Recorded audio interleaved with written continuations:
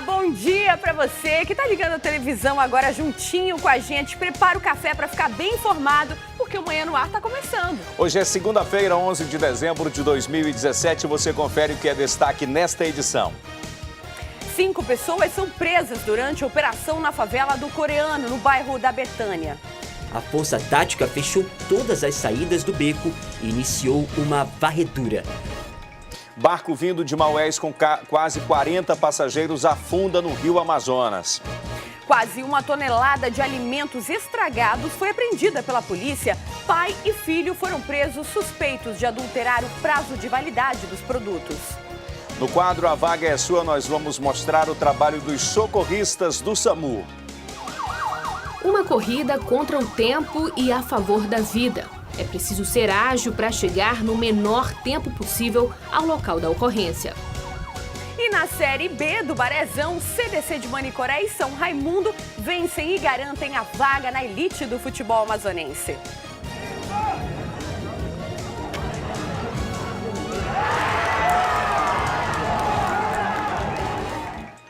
Isso e muito mais a partir de agora. Manhã no Ar, o seu dia começa aqui.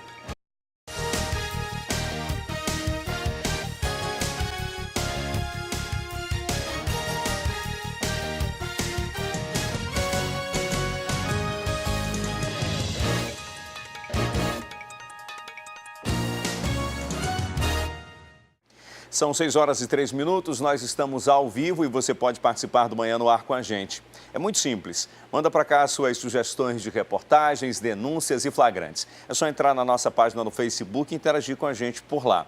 Nós também estamos ao vivo pelo aplicativo A Crítica Play.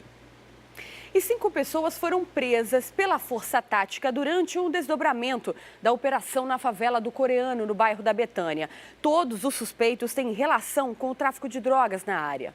Os policiais invadiram o beco e surpreenderam os traficantes. A Força Tática fechou todas as saídas do beco e iniciou uma varredura. Ao todo, 5 homens foram presos. O Beco JB Silva é mais conhecido como o Beco do Coreano. Foi aqui que os policiais vieram na semana passada para poder realizar uma operação.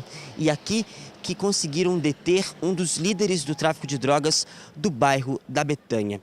Por isso, eles retornaram na manhã de sábado para prender mais pessoas. Logo de cara, quando a PM invadiu o beco, já encontrou um homem. Ele estava no alto de uma laje, armado com um revólver calibre 38. Segundo a polícia, ele era o olheiro da Boca de Fumo. Depois que foi preso, ele, em depoimento, disse à polícia que recebia uma quantia de R$50 por dia para vigiar os policiais que rondavam na área do tráfico de drogas. A gente pegou muitas denúncias lá do local, já sabia quais são mais ou menos as casas que escondem o material, né, os entorpecentes. Nós fizemos uma operação, só que tem muitas saídas. Então era complicado, o terreno favorece muito os traficantes. Mas a gente juntou todas as viaturas da Força Tática, cercou toda a favela, conseguiu adentrar. De cara já pegamos logo um traficante armado que estava fazendo a segurança da boca. A população continuou denunciando e nós localizamos algumas casas que estavam guardadas no entorpecente. Além da arma, coletes e 7 quilos de drogas, como maconha, cocaína e oxi, foram encontrados nas casas dos traficantes. Os suspeitos foram levados à delegacia e devem responder pelos crimes de porte ilegal de arma de fogo, tráfico de drogas e associação para o tráfico. Quem quiser denunciar esse tipo de prática pode fazer o quê? Tem uma linha direta com a Força Tática? 9428-4400, 9428-4400, o anonimato ele é garantido, você pode ficar despreocupado, dê informações com precisão, todo detalhe é importante na informação e faz com que a polícia tenha êxito nas prisões, tirando esses traficantes que incomodam tanto. Pai e filho foram presos no fim de semana, suspeitos de adulterar o prazo de validade de produtos e revender a pequenos comerciantes das zonas norte e leste da cidade. Quase 1 tonelada de alimentos nessas condições foi apreendida. Carne, frango, presunto e outros materiais estavam armazenados em um galpão. Repare nas moscas, são alimentos vencidos desde julho deste ano. Dentro desse galpão, cerca de 1 tonelada de produtos vencidos foram encontrados. E por pouco, os suspeitos não foram presos. Na verdade, a Polícia Civil só conseguiu prender esses suspeitos porque estava realizando uma outra investigação. Um caminhão foi roubado há alguns meses, eles estavam verificando qualquer outro veículo que parecesse com ele. Depois de um processo de investigação, eles conseguiram descobrir que havia, no bairro da Ceasa, um veículo bem parecido com um caminhão roubado. Foi então que às 10h30 da manhã eles realizaram uma blitz pelo local. E lá eles constataram que havia sim um veículo bem parecido com um caminhão roubado, que era esse aqui. Foi então que eles resolveram realizar a abordagem. Eles então pegaram o documento do veículo e o veículo estava em dia. Ok, mas os policiais foram persistentes. Eles perguntaram o que tinha no baú. Os suspeitos tremeram na base, falaram que tinham produtos de supermercados e que eles iam realizar o armazenamento. Quando os policiais abriram a porta do baú, eles viram que aqui, sim, tinha vários produtos.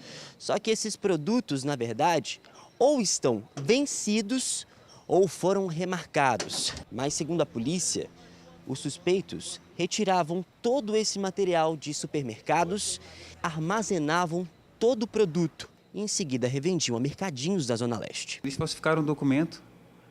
Há pessoas cadastradas para esse recolhe e dessas mercadorias fora da validade. Ele se passou por uma dessas, recolheu essa mercadoria, já vem recolhendo há um tempo já, tendo em vista que o galpão estava com outras mercadorias de outros mercados, levavam para esse ambiente, apagavam a validade real do produto, vencida, remarcavam com validade mais à frente e revendiam essas mercadorias em outros mercados. Muitos produtos como iogurte, sucos e até água estavam com a data de validade vencida. Segundo os policiais, os bandidos usavam esses carimbos para remarcar o material e, em seguida, revender todo esse produto.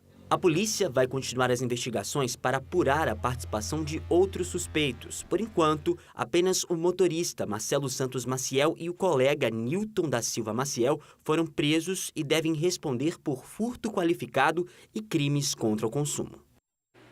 Esse assunto também é destaque no jornal A Crítica de hoje. Saúde em risco, 1 tonelada de comida estragada. Nilton e Marcelo da Silva Maciel, pai e filho, respectivamente, foram presos em flagrante, acusados de vender alimentos vencidos e adulterar as datas de validade. Para ler essa e outras reportagens completas, é só baixar o aplicativo A Crítica Digital no seu celular ou tablet. Cadastrando-se, você ganha 1 mês de assinatura grátis. O aplicativo está disponível para os sistemas Android e iOS.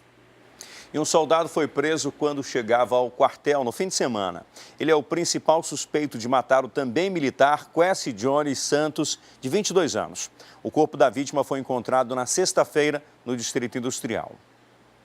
O também soldado Marcos Lorde Carneiro, de 22 anos, foi preso na noite dessa sexta-feira.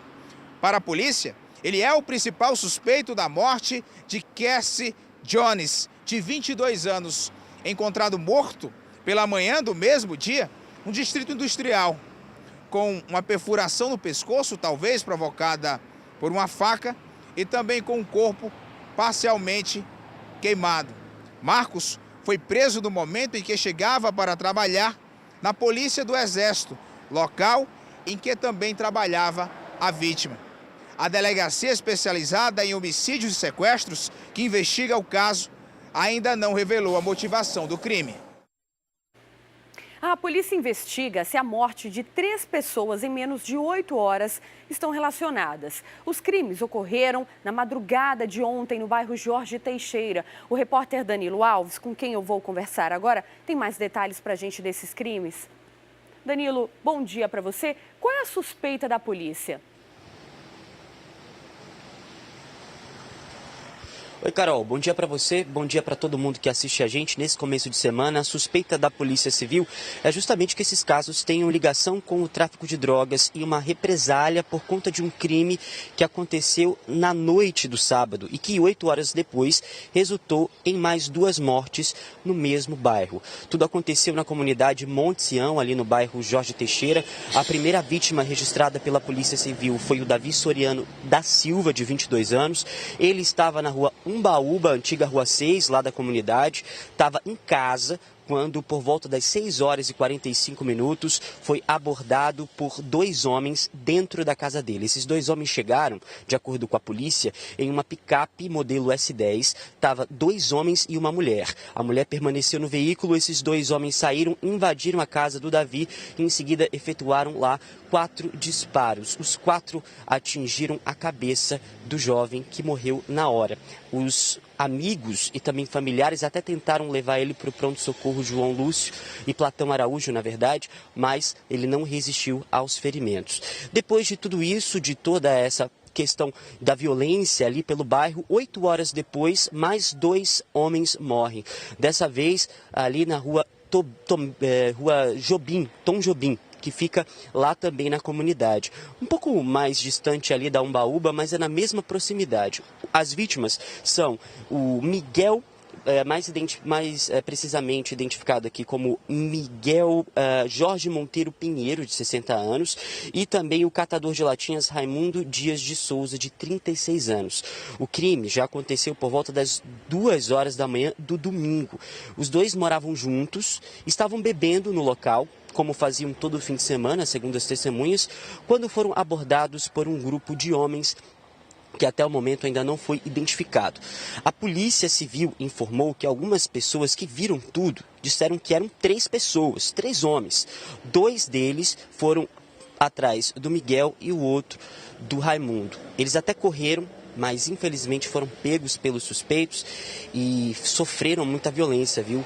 O Miguel, ele recebeu 4 tiros e ainda recebeu facadas no tórax. Os 4 tiros atingiram o rosto dele. E já o Raimundo também foi atingido com 4 tiros no tórax e 1 tiro no rosto. Os 2 morreram na hora. A Polícia Civil acredita agora, depois de tudo isso, em relação aos crimes terem acontecido bem perto e também relacionados aí ao mesmo crime, porque o Davi já tinha passagem por porte ilegal de arma de fogo e também outros crimes como roubo. Já os 2 que morreram 8 horas depois também tinham passagem pela polícia. A delegacia especializada em homicídios e sequestros agora vai querer saber, né, se esses crimes têm realmente relação, já que tudo, né, pode ser relacionado com o tráfico de drogas, que é 80% dos casos que acontecem na cidade com mortes violentas. Carol. Tá certo, Danilo. Agora, olha, mudando um pouquinho de assunto, teve tentativa de fuga também no CDPM, é isso? Essa madrugada foi bastante movimentada. Teve sim 6 detentos da cela 11 do pavilhão B de um dos complexos penitenciários que fica naquele ramalzão ali do quilômetro 8 da BR-174. 6 desses detentos tentaram fugir, abrindo um buraco na parede de uma das celas do complexo penitenciário Anísio Jobim, na verdade do Centro de Detenção Provisória Masculino CDPM. Os detentos são de lá, viu? Corrigindo essa informação. Era por volta de 2 horas da manhã. A guarita, que é a Polícia Civil que faz o patrulhamento ali do CDPM, verificou uma movimentação estranha na cela 11. Quando eles chegaram lá, eles perceberam que a barra de ferro de uma das celas estava cerrada. E aí, quando viram ali, perceberam que era uma tentativa de fuga, porque havia um buraco onde 6 detentos dessa cela sairiam. Os detentos não foram identificados, mas segundo a SEAP, que é a Secretaria Especializada, né, a Secretaria de Administração Penitenciária, no caso, tirou aqueles detentos dali e levou para uma área reservada da unidade prisional e devem cumprir ali medidas penais, tanto na justiça comum, porque sim, vão para a delegacia e vão responder pelo crime de danos ao patrimônio público e também ali a questão administrativa, como punições de algumas atividades que os internos, que os detentos também realizam, ou seja, deve ficar de castigo agora depois de tentar fugir. Agora, o que eles utilizaram, toda a ferramenta que eles usaram para poder serrar aquilo, não foi encontrado. A polícia ainda procura esses materiais. Agora, onde é que será que eles devem esconder tanto material, né? Porque todo dia entra na prisão arma, entra na prisão droga, entra na prisão essas ferramentas para as pessoas poderem fugir. Eu acho que só não entra mais coisa porque eu acho que não tem um tamanho específico para isso. Mas enfim, o caso ainda vai ser apurado porque, como eu disse, os objetos não foram encontrados, mas a Secretaria de Administração Penitenciária deve retornar com um grupo da Polícia Militar. Isso porque durante lá aquela situação do domingo houve uma pequena revista feita pelo grupo, né, lá da SEAP dentro da prisão. Aí essa semana a polícia deve entrar de novo no presídio para realizar mais uma verificação, uma varredura, né? A gente chama, para ver se há algum objeto ilícito ou algum outro tipo de material proibido dentro dessas unidades prisionais. É bem possível que ache, né, Carol? É verdade. Sempre acha, né, Danilo? Sempre acha. Enfim, obrigada pelas suas informações. Ainda hoje a gente volta a conversar com você, Danilo. Até já. Vamos agora trazer informações do interior. Lá em Manacapuru, na semana passada, foram registradas 3 tentativas de fuga de presos da delegacia que funciona como presídio. De acordo com o delegado, o problema lá continua sendo a superlotação das celas e a falta de estrutura do prédio para abrigar os internos. Mais uma vez, os detentos que estão aqui presos na delegacia do município de Manacapuru, que atualmente serve como presídio do município, tentaram fugir. Essa é a segunda vez em menos de uma semana. Na verdade, o ritual é sempre o mesmo. Eles começam uma cantoria dentro das celas e, nesse exato momento, um está cerrando as grades. Enquanto eles cantam, gritam louvores, o outro está tentando cerrar as grades para tentar a fuga. Hoje está com 58 presos, então fica superlotado e aí eles começam já a baderna, ficam tentando fugir, né? Após a tentativa frustrada de fuga, foi realizada uma revista no local que apreendeu vários objetos. De acordo com o Dr. Rodrigo Torres, apesar da revista que é feita na entrada do presídio, o prédio não condiz com as condições necessárias de segurança. E é por aqui, por detrás da delegacia, que os objetos são lançados para dentro das celas. A revista é feita aqui na entrada, né, por agentes da SEAP, mas porém a lateral da carceragem é totalmente descoberta, né? Aqui não tem capacidade, não tem estrutura para suportar preso de justiça. Então fica muito vulnerável. Então eles ficam jogando do lado de fora para dentro da carceragem, por cima lá nas grades, né, superiores. Geralmente no horário da madrugada, durante a madrugada, né? Não temos efetivo de policiais para fazer a guarda externa. Uma ordem judicial da comarca do município de Manacapuru determina que os presos de justiça devem ficar no máximo 30 dias na delegacia do município de Manacapuru. Porém, essa decisão não vem sendo cumprida. Realmente tem essa decisão que foi exarada pela juíza aqui da Vara de Execuções de Manacapuru. E estamos aí aguardando aí o cumprimento dessa decisão aí, né, por parte dos órgãos aí demandados. As estatísticas apontam que os casos de roubos de veículos aumentaram em relação ao ano passado. Uma família que teve o carro levado recentemente da frente de casa pediu a nossa ajuda para localizar o veículo que tinha grande valor sentimental para toda a família. Eu estou na rua 2 de agosto, no bairro da União, zona centro-sul de Manaus. Uma família que vive aqui nessa casa está sentindo muita falta desse veículo. Esse Escort, ano 1996, já estava na família há cerca de 19 anos. E sabe o que aconteceu? Criminosos chegaram até aqui na frente da casa, fizeram a ligação direta e levaram o carro. O carro que ficava antes aqui na frente era esse aqui, ó.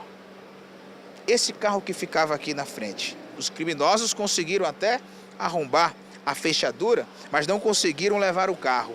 Então a família disse o seguinte: para isso não acontecer, vamos guardar o carro aqui dentro da garagem. O Escort 96, vamos deixar aqui na frente. Os criminosos retornaram pela 4ª vez. Aí os bandidos pensaram assim: então vamos levar esse aqui mesmo. O dono do Escort é o seu Raimundo. que trabalha na feira da Manaus Moderna, que também mora aqui. No outro dia, quando ele foi trabalhar, 6 horas da manhã, que abriu a porta, cadê o escorte? Não estava mais. O filho dele é o seu Henrique, esse aqui, que trabalha como Uber justamente nesse outro carro. Henrique, muito difícil para a família e seu pai também está sofrendo muito sem esse carro que já está há mais de 19 anos na família. É um carro querido, já ofereceram valores quando a gente andava por aí, porque é um carro conservado. E antes dela que tivesse levado esse aqui do que o mais antigo da família. É como se fosse um carro de decoração, de relíquia. Meu pai não vende por nada. Henrique, inclusive também o seu pai chegou a reformar o veículo agora há pouco tempo? Isso, está com uns 5 ou 7 meses que o carro foi reformado. E o carro ficou em perfeito estado. Ficou perfeito. A gente gastou uma certa quantia, que o carro hoje, se for pela tabela FIV, não vale nem R$6.000. Mas o que está mais doendo na família é que é um carro que está muito tempo na família. 19 anos, não é 19 dias, não é 19 meses. É um bem que a gente cuida. Nosso bem não pode nem dormir na frente da nossa casa, que quando a gente amanhece, o carro já não está mais lá. E revoltante. É, demais. E é triste. A gente não sabe se vai tentar recuperar o carro novamente. Olha, o seu Raimundo está desesperado, quer o seu Escort 1996 de volta. E para isso, o filho dele, o seu Henrique, faz agora o apelo. Seu Henrique, olha agora aí para os nossos telespectadores e faça o apelo pelo carro de volta.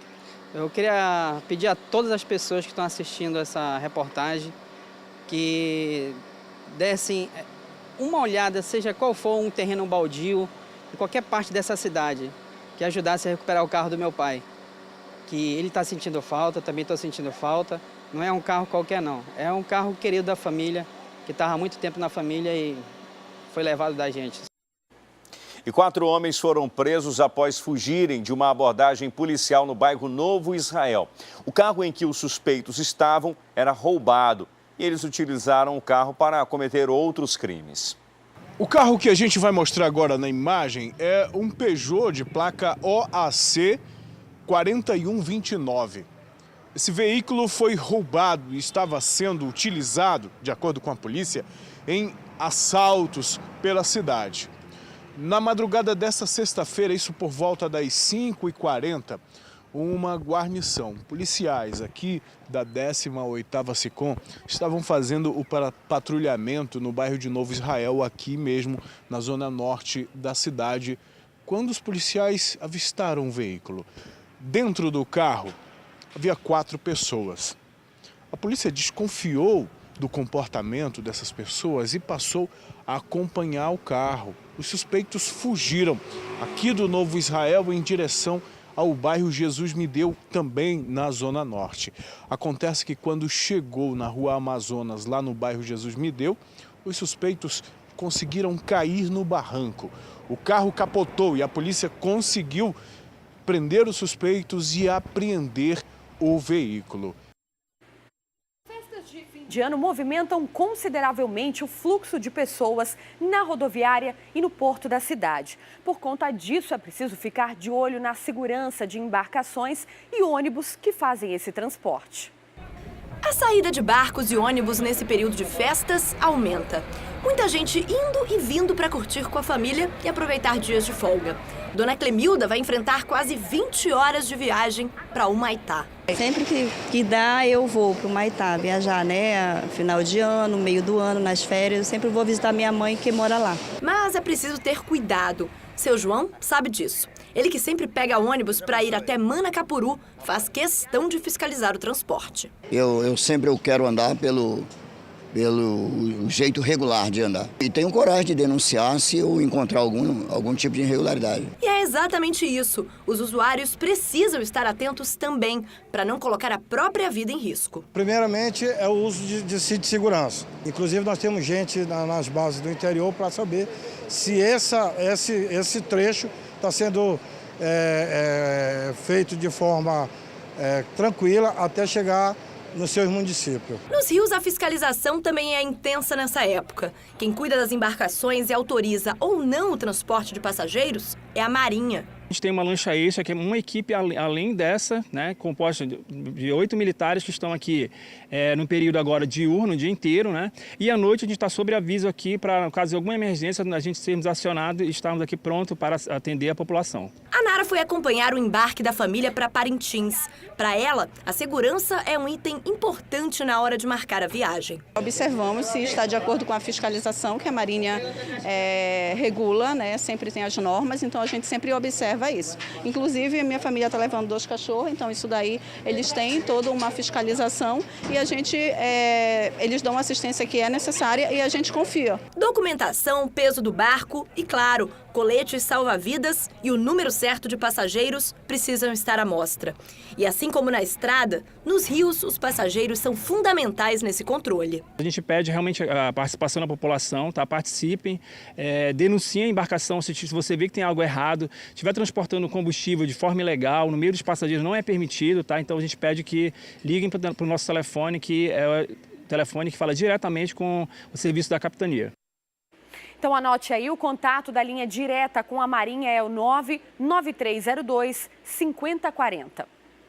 Nesse período de dezembro, há uma movimentação muito grande nos rios, porque muita gente está de férias, muita gente está indo passar as festas de fim de ano no interior, tem muita gente do interior vindo aqui para a capital, há muitos eventos e esses cuidados que estão, essas orientações, na verdade, que são dadas aí pela Marinha, é exatamente para evitar o que aconteceu no fim de semana. Uma embarcação naufragou, foi na tarde de ontem, no Rio Amazonas, no município de Urucurituba. O barco estava vindo de Maués com 38 passageiros. Sobre esse assunto, eu volto a conversar com o Danilo Alves. Danilo, alguém morreu?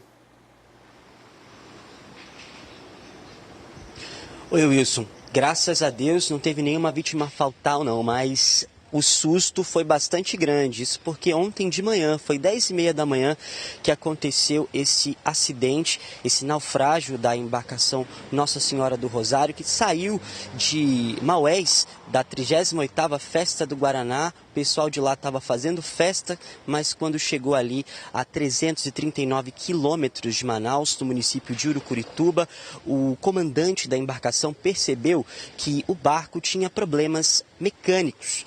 Então decidiu levar esse barco até a beira do rio, que fica bem próximo à Ilha do Risco, lá em Urucurituba mesmo. Quando ele chegou, amarrou uma corda, mas como a gente sabe que o Rio Amazonas é cheio de correntezas, a corda não aguentou não, meu amigo. E aí o que aconteceu? O barco foi a pique.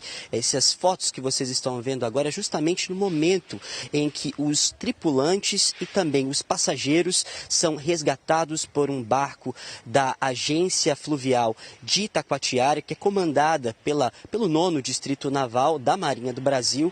Eles e também, lógico, outras embarcações que ajudaram a retirada desses passageiros. Todo mundo ficou bem. O que ficou, na verdade, foi o susto e também alguns prejuízos, né, materiais, como malas e outros tipos ali de objetos dos passageiros. Olha só, eram 38 passageiros, 4 tripulantes, 34 passageiros, ao todo 38 pessoas. De acordo aí com o proprietário da lancha, esse barco tem capacidade para 38 pessoas exatamente. Saiu de Maués, passou pelo posto de fiscalização da Capitania dos Portos em Maués e chegou ali na parte de Urucurituba quando aconteceu esse problema. Agora a Marinha do Brasil, em nota, diz que vai apurar todo o caso, desde que tomou conhecimento do acidente na manhã de domingo, já tomou providências para poder, lógico, fazer o resgate desses passageiros, dos tripulantes. Todos ficaram a salvo. Em seguida deve abrir aí uma sindicância para apurar mais sobre os fatos que realmente aconteceram, esse acidente, esse naufrágio contra o barco Nossa Senhora do Rosário. Agora, pelo que a gente sabe, né, que é conhecedor, que navega ali pelos rios, o leigo, né, o pouco do leigo que eu sei, andar no Rio Amazonas, quer dizer, navegar pelo Rio Amazonas é bem difícil por conta da correnteza. Aquele rio ali é muito turbulento, água densa, e é realmente qualquer condutor, comandante que vai comandar ali uma embarcação é preciso bastante cuidado. Agora olha só, né? O risco que tem da correnteza arrebentar uma corda e fazer naufragar um barco daquele tamanho, Wilson Lima. Pois é, tem que ter conhecimento aqui da região, senão não consegue navegar, né? Principalmente o Rio Amazonas, Rio Solimões, que são rios caudalosos, né? E geralmente esses rios trazem muita vegetação. Também é preciso ter experiência para navegar um pouco mais lá, ali próximo de São Gabriel da Cachoeira, Santa Isabel do Rio Negro, porque há muitas pedras, né? Principalmente no período da vazante. Muito obrigado, Danilo. Agora, Wilson, mudando de assunto, educadores estão com medo da violência dentro das salas de aula. Só para a gente ter uma ideia, na semana passada um aluno atirou contra colegas e um diretor foi empurrado por outro estudante.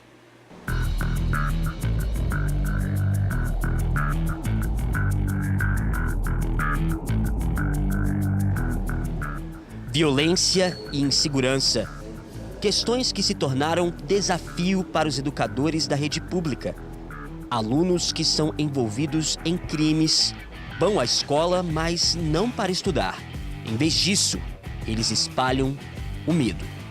Se for numa escola pública, você vai ver as siglas das facções, e as facções elas dominam pela violência, né? E isso, infelizmente, ela está se refletindo dentro da sala de aula. A violência, o mais violento tentando se impor, né? E isso tem deixado os professores refém dessa violência. Nós estamos em uma sala de aula da rede estadual de educação. Nós não vamos falar o nome da escola por conta de gestores e servidores que têm medo de represálias por conta de alunos infratores que ainda estudam aqui na instituição. De acordo com as próprias pessoas que trabalham aqui, essa sala de aula é conhecida como a Sala do Terror. Aqui estudam alunos do 1º ao 3º ano do ensino médio. Segundo os próprios professores, esses alunos trazem o tráfico de drogas para dentro da sala de aula. E, de acordo com os professores, ao invés de encontrar livros, cadernos e materiais escolares, tudo que esses gestores encontram com esses alunos é isso aqui, ó, materiais ilícitos. Aqui temos facas, canivetes, munições e até papelotes de drogas, todos encontrados com esses estudantes. Depois que todo esse material foi apreendido, foi levado para a polícia militar. Mas, segundo os gestores, a violência está cada vez maior. Os professores estão sendo agredidos pelos alunos e usam as redes sociais, se vangloriando que bateu no professor. Então, isso eles têm se engrandecido disso. Os valores eles têm sido invertidos. Há pelo menos uma semana aconteceu uma outra situação em uma escola pública estadual no bairro Alvorada. Um diretor acabou se envolvendo em uma situação com um aluno. Foi através das redes sociais que todo esse assunto veio à tona. Esse diretor discutiu com o estudante depois que ele o repreendeu porque estava andando de skate na escola. O aluno não gostou. Os dois começaram a discutir, se empurraram, o diretor caiu no chão, assim também como o estudante. Toda essa confusão deu o que falar nas redes sociais, mas o diretor decidiu não registrar o boletim de ocorrência. Isso acontece com vários professores que sofrem esses assédios. O medo impera nas escolas, mas de acordo com alguns professores que tiveram coragem de falar, falta parceria. Nós temos que realmente viver numa parceria para que as coisas possam fluir, desde a família até a segurança pública, né? Nós vemos um acordo que foi feito entre polícia e a escola e efetivamente ela não aconteceu, somente no papel. Para tentar mudar um pouco esse cenário, diretores das escolas públicas procuraram fazer projetos para diminuir esses índices. O projeto dessa escola na Zona Centro-Oeste dispõe de psicólogos, assistentes sociais e até fonoaudiólogos que fazem o serviço com o próprio aluno. Quem trabalha nessa ideia sabe que o problema vem de casa. Ele vai trazer todas essas características externas, né, da sociedade, de sua família, para dentro da escola. Então, se ele tiver algum problema com autoridades, ele vai sim entrar num impasse com esse gestor, com esse professor, e assim vai ser instalada essa questão da violência. Não adianta trabalhar o aluno aqui na escola e ele ter grandes problemas emocionais, psicológicos e os déficits lá. Então nós precisamos desse apoio da família juntamente com a escola. Pois é, o que era para ser regra está se tornando exceção. Enquanto não houver políticas públicas para resolver esse problema, os alunos de bem continuam correndo perigo. E o Ministério Público deflagrou na semana passada uma operação aqui em Manaus e municípios do interior do estado para apurar possíveis fraudes em convênios firmados entre o governo e a Federação dos Pescadores. Sobre a denúncia, o presidente da FEPESCA informou que nada tem a temer. Depois da Operação Traíra, que aconteceu na manhã desta quinta-feira, o Ministério Público, junto com o apoio da Polícia Civil, veio até a Federação de Pescadores, que fica aqui no bairro da Betânia. A Polícia Civil realizou a apreensão de vários documentos referentes aos convênios entre o Estado e a Federação. Além disso, uma equipe da Polícia Civil também realizou essa busca e apreensão na casa do presidente da Federação, Valzenir Falcão. Quais foram esses documentos que o Ministério levou? Os documentos que eles acharam pertinentes, né? Como alguns documentos que tinham valores, alguns documentos de prestação de contas, que nós temos aqui guardado no nosso arquivo, foi levado para o Ministério Público. Então, eu vejo isso de forma objetiva, clara. Está se fazendo investigação. O Ministério Público desconfia que um dinheiro que foi repassado do governo para a federação não foi utilizado em cursos de capacitação para os pescadores. Há como comprovar isso ou não? Sim, é dentro desse princípio de alguns cursos que foram feitos que a federação tem consciência do que foi feito, aonde foi ministrado, quem foi ministrado.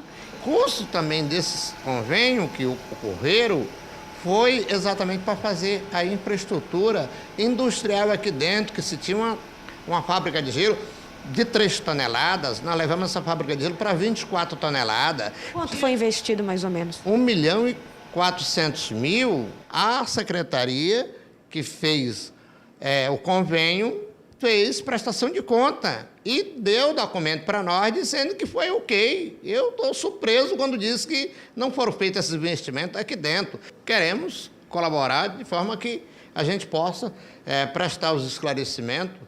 Fomos convidados para estar no dia 12 lá no Ministério Público para ter conhecimento, e aí nós vamos ter conhecimento do auto do processo que faz parte dessa denúncia, desse mandado de apreensão, tanto na federação como ocorreu também em minha residência. Vendedores ambulantes e passageiros que utilizam o Terminal 2 de integração dos ônibus na Cachoeirinha estão reclamando da iluminação precária. A situação ainda contribui para outro problema, a insegurança. Nossa equipe foi até lá ver de perto essa situação. O cenário é bem diferente de 1 ano e 3 meses atrás. Reinaugurado em setembro de 2016, o Terminal 2 da Cachoeirinha já apresenta problemas de manutenção. Metade das lâmpadas estão queimadas. Marazona é vendedor antigo do local e reclama da dificuldade de trabalhar por aqui durante a noite. Já vai inteirar 2 meses já. Vocês estão vendo, ó, e as banquetas tudo no escuro aqui, ó. Fica muito ruim para os nossos clientes que vêm comprar com a gente, entendeu? Quem utiliza o T2 diz que o problema já dura quase 2 meses.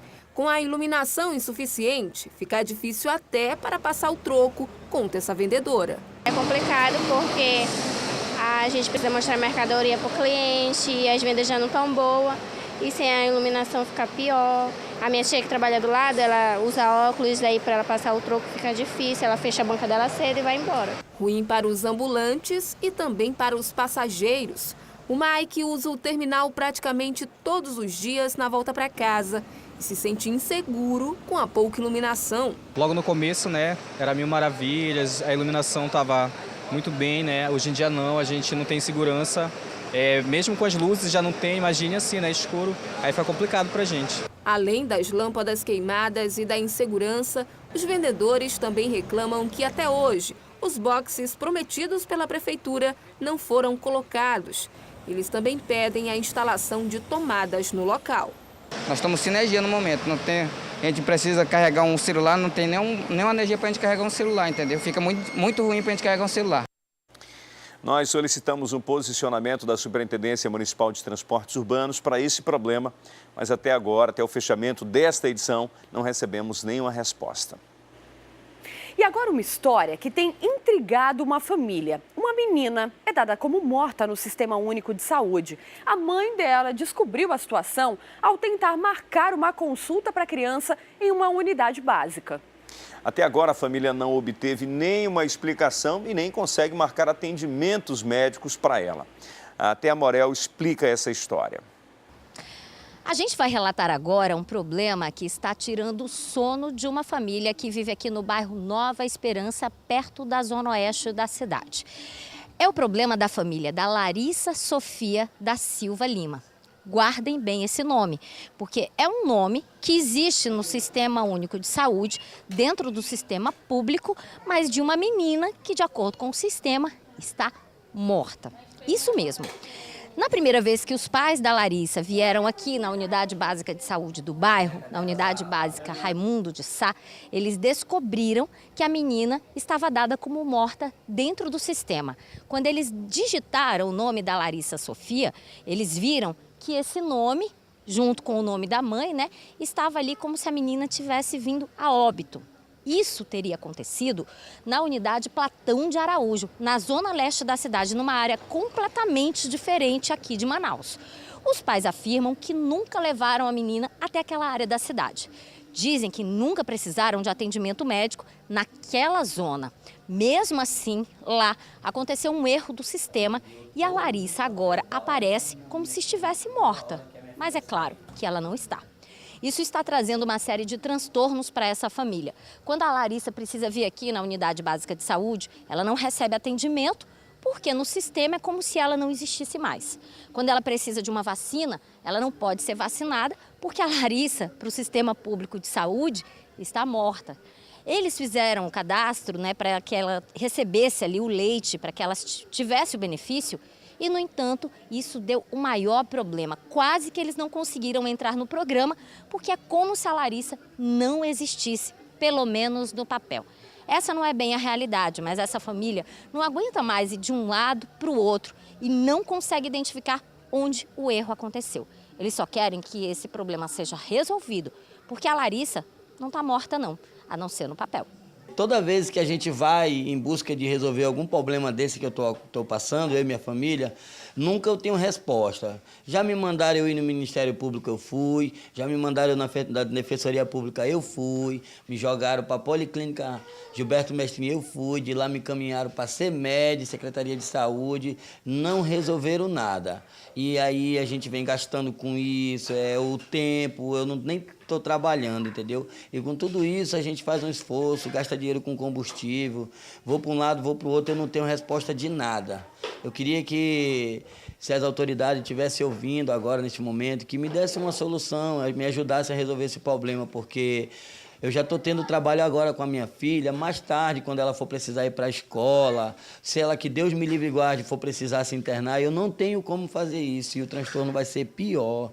E eu queria saber por que o Sebastião Marques de Carvalho Neto fez esse laudo que a minha filha está morta, sendo que ela está viva e está com 2 anos aqui na minha casa com os irmãos, como vocês estão vendo, entendeu? Eu queria só uma explicação, por quê desse motivo dele forjar o óbito, porque eu tenho na minha mão o dia, a data e os minutos que ela faleceu. Eu estou com o papel nas minhas mãos aqui, ó. Na data 23/8/2016, por motivo de óbito. Caso exista alguma inexistência na informação registrada, por favor, entre em contato com a ouvidoria do Ministério de Saúde por meio número 136, opção 8. Eu já liguei para lá e ninguém me diz nada. Ninguém quer receber esse problema. Então, gente, essa é a Larissa Sofia. A gente está vendo ela ali brincando com os irmãos, vivendo numa convivência normal de uma família. Não temos dúvidas de que a Larissa realmente está viva, mas não é o que consta no sistema público de saúde. A Lídia é a mãe dela e vai contar pra gente um pouquinho desse drama. Lídia, é muito complicado saber que vocês estão aqui com a família de vocês, que vocês precisam dar saúde, educação, precisam dar um monte de coisas para a Larissa e a Larissa parece que não existe no papel, não é?